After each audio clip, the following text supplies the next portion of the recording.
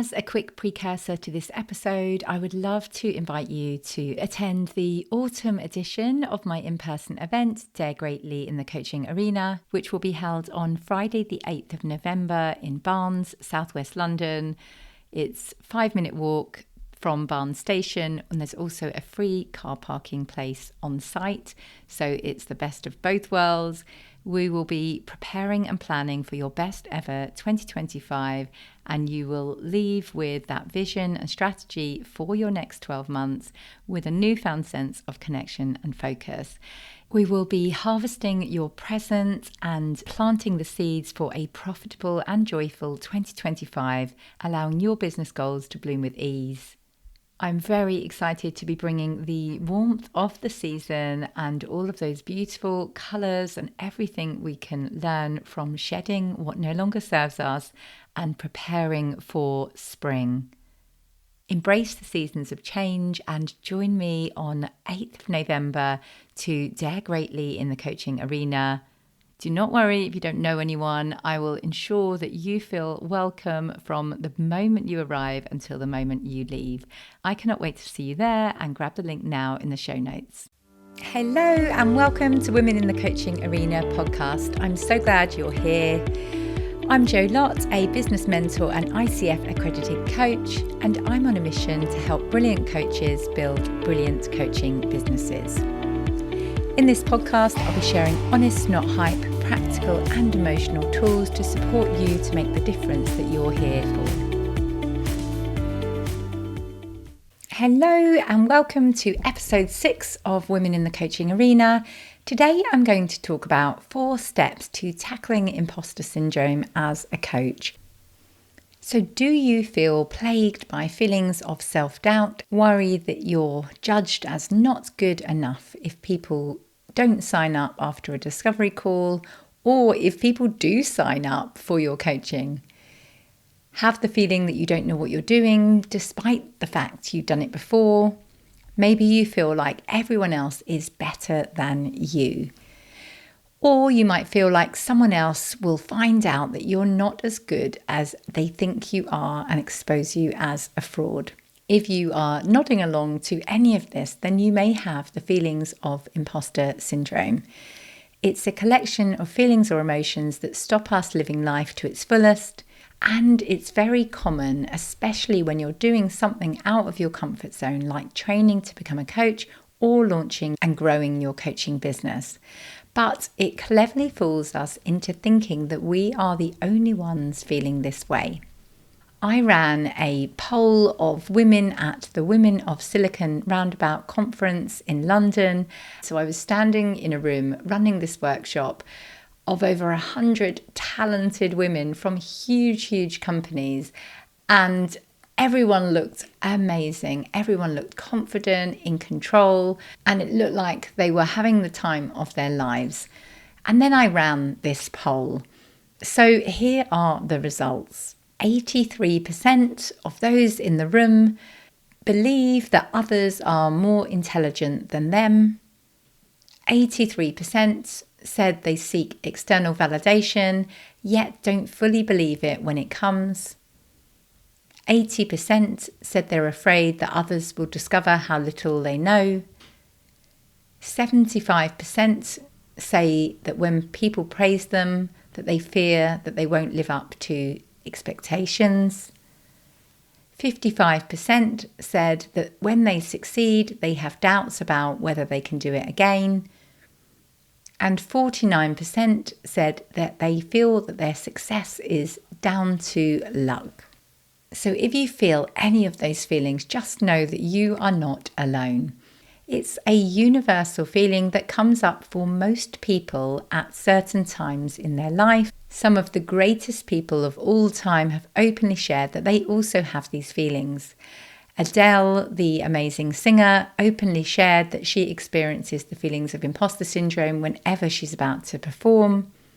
Maya Angelou said, "Each time I write a book, every time I face that yellow pad, the challenge is so great. I have written 11 books, but each time I think, they're going to find out now. I've run a game on everyone and they're going to find me out." So let's start with, you are not an imposter. You are having big feelings because being a brilliant coach means a lot to you. And here are some of the ways that it may show up in your life. So maybe you feel like a fraud, always feel like you're not good enough, you're plagued with feelings of self-doubt, you think things should be easier for you to learn. I know I definitely feel that one. You disregard positive comments, thinking that they are just being nice. You have higher expectations of yourself and put things off until they are perfect. You feel like you don't know what you're doing, even though you've done it before. You procrastinate, feeling like you'll be ready when you finish that next training course. Oh yes, I've seen that one a lot. And maybe you are always comparing yourself with others, even though they are at a different starting point to you. So I have felt imposter syndrome at several times in my life, but most predominantly when I began my coaching journey.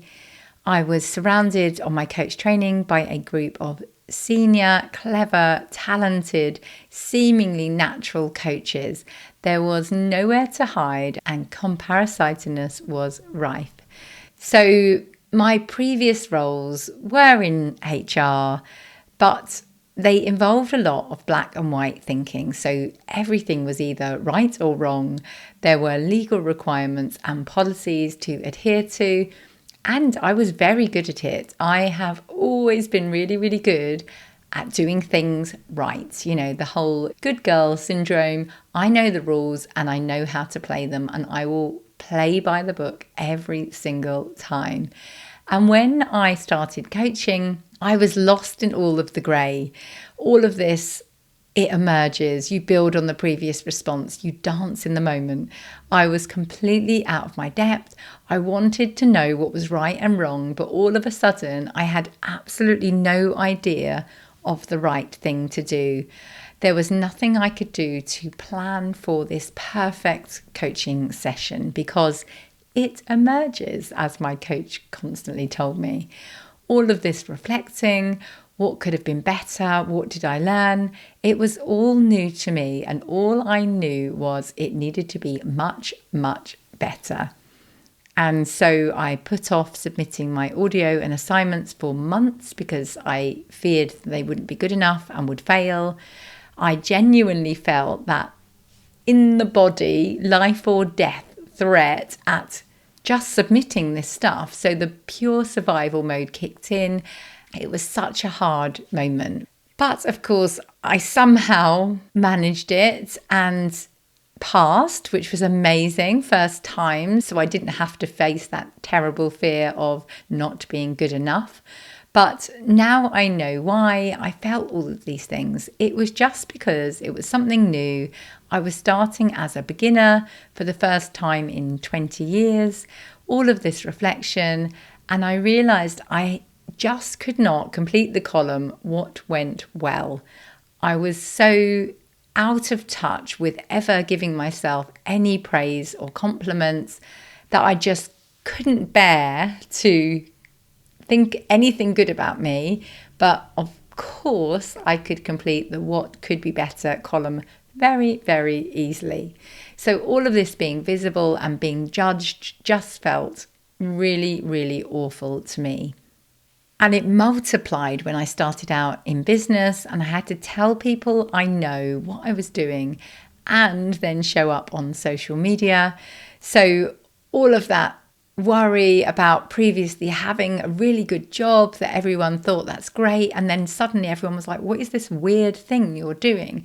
Like, I don't know why anyone would show up and ask their friends and family for help and do all this weird stuff on social media. I would never do that. So there was all of this judgment. And over the years, I collected several strategies and tips that have worked for me. And I've worked extensively on with my clients too. So let's start with the 4 ways to overcome imposter syndrome. So do work through the following with a notebook, pen and open mind if you really want to go deep on this episode. So let's start with the first point, which is uncover the roots of the imposter syndrome. So start from why it's there and how it shows up in your life. From my personal and coaching experience, the roots of imposter syndrome often stem from childhood when we are criticised, and we can internalise that feeling and it ends up defining who we are. And this doesn't mean that we can't move forward. And the amount of times I've said to my coach, oh, it's just pointless then. If only I'd had a good childhood, then everything would be great. And maybe I just can't move on from this. And it doesn't mean that at all. It means that we are stuck at a point in our development path and we need to uncover our authentic self so that path becomes more obvious.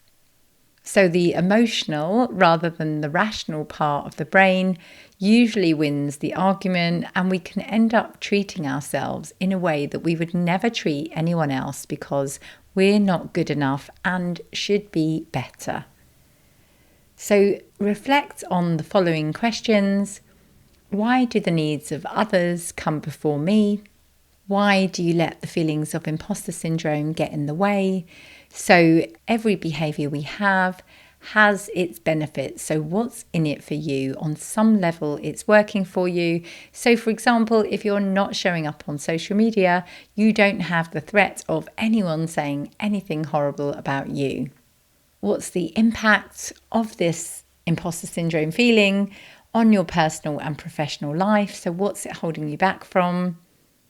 And choose 3 of the ways that we discussed earlier that imposter syndrome shows up in your life to work on. So which would have the biggest impact if they were shifted? So would you make speedier decisions because you weren't worrying about the perfectionist tendencies?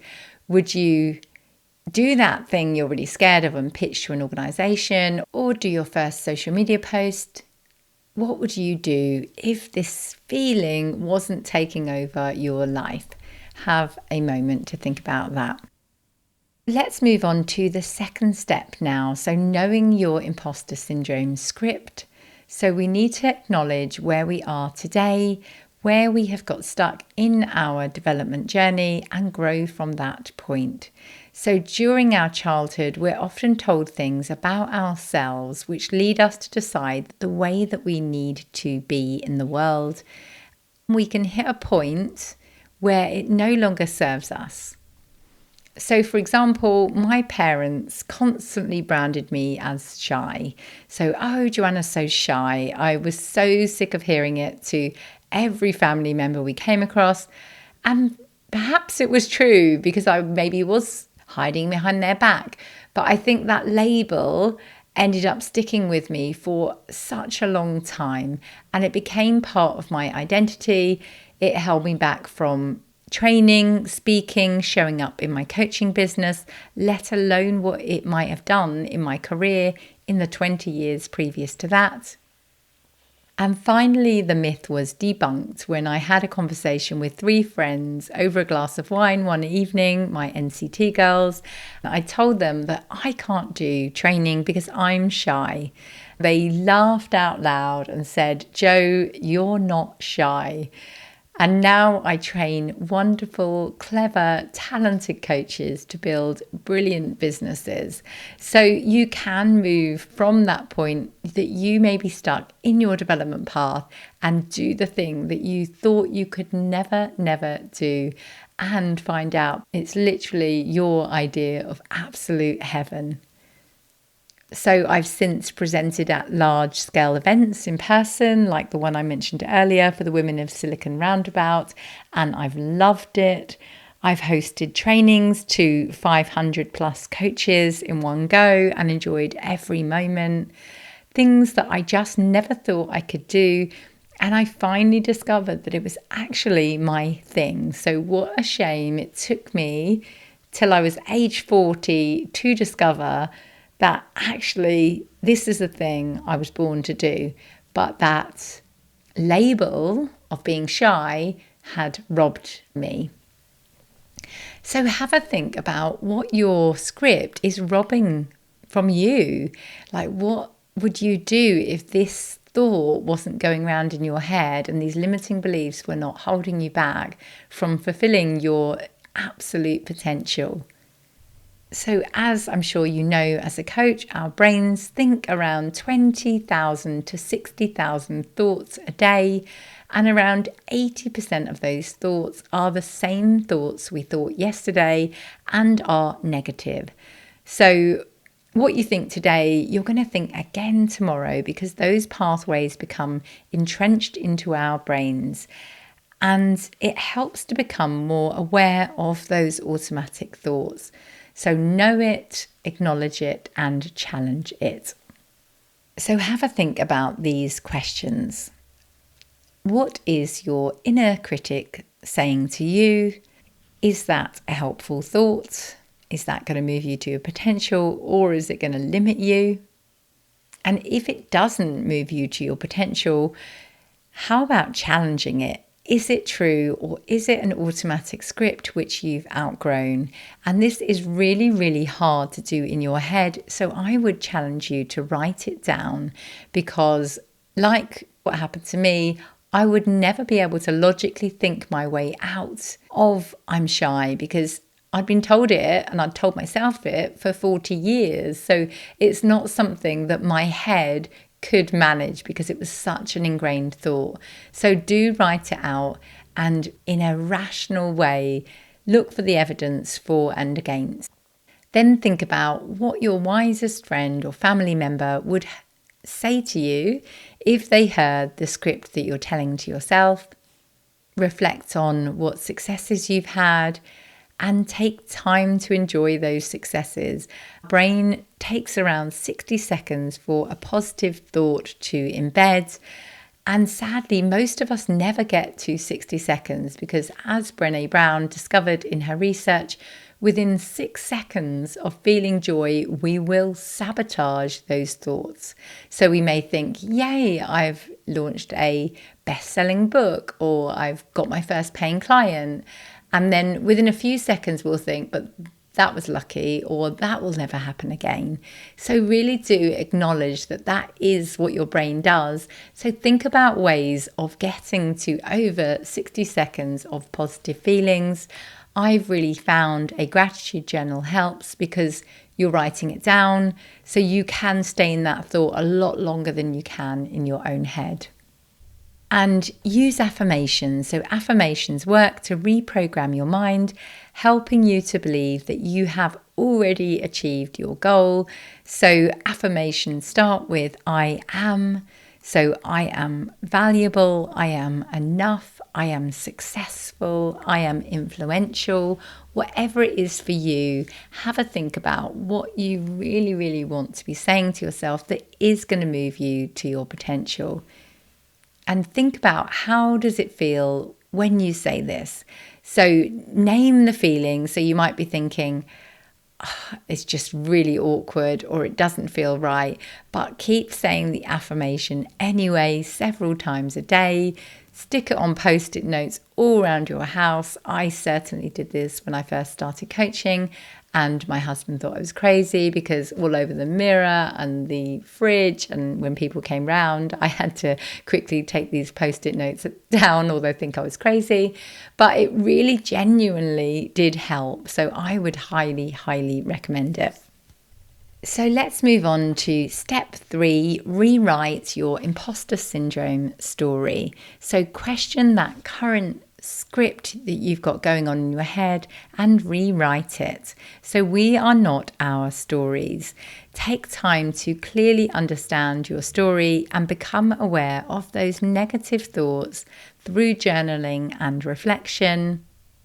Your identity plays a huge part in your personal and professional success. So if you have the identity of a person who is valuable and worthy of receiving, you'll make different choices than if you believe that no one wants to hear what you have to say. And this is not to say that those thoughts won't come up. They most definitely will. And I believe it's a life's work because our biology is constantly working to keep us safe and small and away from those tigers that we fear as human beings are trying to eat us up. And this definitely comes up when you launch your coaching business and become visible, because that is a threat and you can genuinely feel that threat in your body until you start to practice doing it and realize that it's not actually a real threat to your safety. So write your thoughts down for 20 minutes a day for a week and reframe them. So is it true, or is it an automatic emotional response? What is the story that you want to create? So what is the desired vision for your future? And your story about yourself is grounded in your script. So those things that go round in your head again and again and again. And we use that script to keep small and stay safe. And you can break out of survival mode when you have a vision that is bigger than the fear. And that is something that I'm super grateful to Beth Hood, who is a coach. And I attended her Phoenix Vision workshop when I first started my coaching business, and I'm so glad I did, because I still have the scribbled notes that I did on that workshop pinned to my wall, reminding me of why I'm doing this work. So my goal that I'm looking at now, that I did 3.5 to 4 years ago, was making 1 million people happier. And I've also written down world peace. So it sounds a bit grand, but it has genuinely kept me going through the ups and downs of building a business. So let's move on to step 4, reprioritise your authentic self. So build your sense of self and work through the resistance to fulfill your potential. So we came into this world with unique abilities which differentiate us from everyone else. So no one else has the same experiences, innate talents, and the various gifts, knowledge, and skills that you have acquired throughout your life. And often these superpowers come so naturally to you that you might not realise that they are actually something special. This is something I prioritise in my program, The Business of Coaching, because I want every single coach I work with to know what they are brilliant at. Because if they feel good, if they feel needed, then they will take action. And action is what it takes to build a brilliant coaching business. In the Gallup Strengths Finder, individualisation is one of my top strengths. I cannot help but to see so clearly that person's unique qualities and remind them often. So let's reflect on yours. So what energizes you and makes you feel strong? Keep a track of how you spend the next couple of days if you're not sure about this. What are you always doing or thinking about? Reflect upon what you're naturally good at and write it down. Again, writing down is really helpful because if it's in your head, you can just think it's a normal thing. Ask 5 people to tell you what they see as your unique abilities. Because things are so easy for you that you're brilliant at, it's really easy not to see them. So this is a really fantastic step to try out. And then do a combined reflection and declare it and say it out loud. You can define your identity by your words. So again, back to those affirmations, you get to consciously decide who you want to be and create a scrapbook recording all of the achievements you've made and all of the positive things that people have said to you. This one is brilliant to pull out prior to a discovery call or any time you are feeling nervous or disheartened in your business. And finally, start a nightly gratitude journal. This genuinely trains your brain to look for the positive rather than negative thoughts. I have done mine for about 3 years now, and I send a welcome gift to anyone who works with me, and it always includes a gratitude journal. And I know it's had a huge impact for the coaches that I have sent it to, because like Brené Brown says, within 6 seconds of feeling joy, we sabotage that feeling. So you might be thinking, yay, I've got a client. And then you'll think, but where's the next one coming? So writing down is a really great way to stay in that good feeling for longer. And as you work through the reflections in this podcast, you will identify the thoughts which are holding you back and get clear on how to reframe them. It does take practice. You have probably been saying all of these unhelpful thoughts for a really, really long time, but you can, with practice, truly start to see yourself and the brilliance that you bring to the world. So let me summarize today's episode. Firstly, you are not an imposter. You're having big feelings because you're pushing out of your comfort zone and your work matters. Plus, you're actually self-reflective enough to notice these thoughts. And as my coach always tells me, emotional intelligence is one of the greatest indicators of success. So congratulations for being self-aware enough to notice. So our 4 steps to overcome imposter syndrome were: firstly, uncover the roots of the imposter syndrome. Start from why it's there and how it shows up in your life. Second, know your imposter syndrome script. We need to acknowledge where we are today, where you've got stuck in your development journey, and grow from that point. Third, rewrite your imposter syndrome story.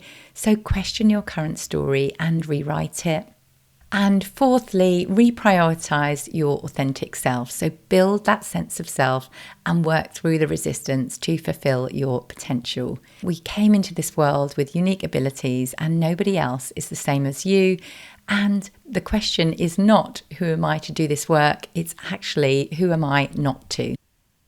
I have genuinely worked through these 4 steps to find my authentic self and to build my business, and I truly wish the same for you. And like I say at the end of every episode, trust yourself, believe in yourself, and be the wise gardener who keeps on sowing the seed. Thank you so much for listening to this episode of Women in the Coaching Arena. Please come and say hi to me on LinkedIn or Instagram and let me know how you are getting on in your coaching business and how you're going to go for your dreams this year. My name on LinkedIn is Joanna Lott and handle on Instagram is @JoannaLottCoaching. And I'll also put links in the show notes below. Let me know if you found this episode useful, share it with a friend and leave me a review and I will personally thank you for that. Thank you so much for listening. Speak soon.